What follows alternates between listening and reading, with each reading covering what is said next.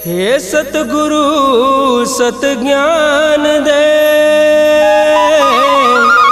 हरो मोह अज्ञान। राय बाबू टंडन चरण पर करते कोटि प्रणाम। परम पूज्य घासीदास बाबा की जय।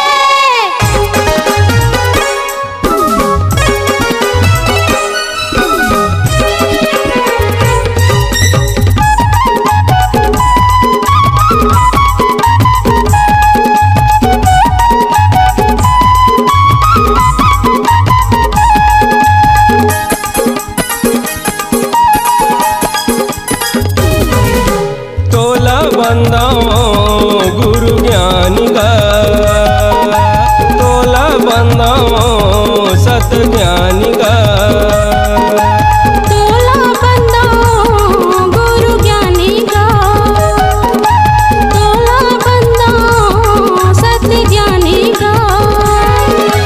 मंगू के लाला याकी के तारा, अमृत लाला याकी के तारा, तोरे चरण के प्रणाम गा। तोला बंदाओ गुरु ज्ञानी का, तोला बंदाओ सत ज्ञानी का, तोला बंदाओ गुरु ज्ञानी का, तोला बंदाओ सत ज्ञानी का।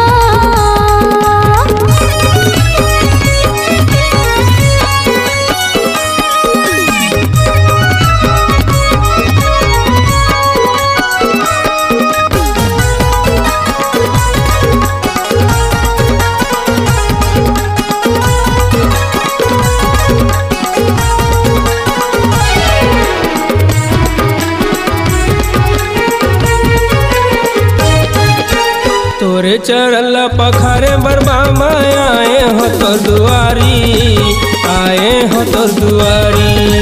तोरे चरण पखारे बरबामा आए हो तोर दुआरी, आए हो तोर दुआरी।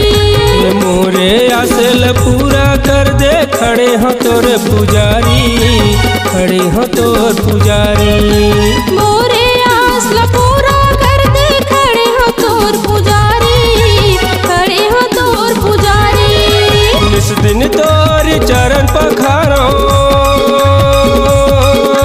इस दिन तोर चरण पखारो, विनती सुन ले मोर।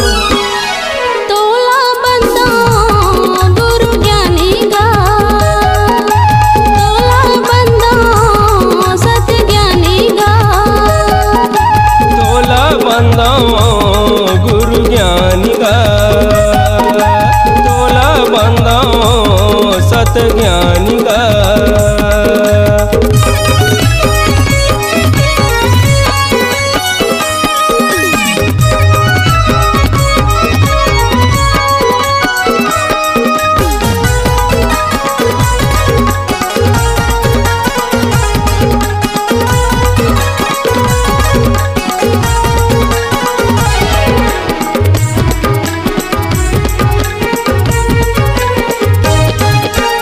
आज के भरे सभा में बाबा तोला मैं बलावत हूँ, तोला मैं बलावत हूँ।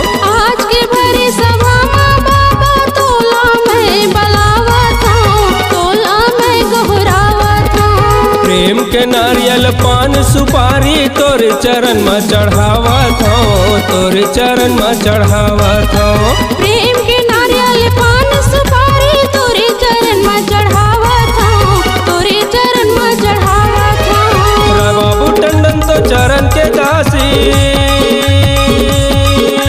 राय बाबू टंडन तो चरण के दासी, ले थो तोर नाम गा।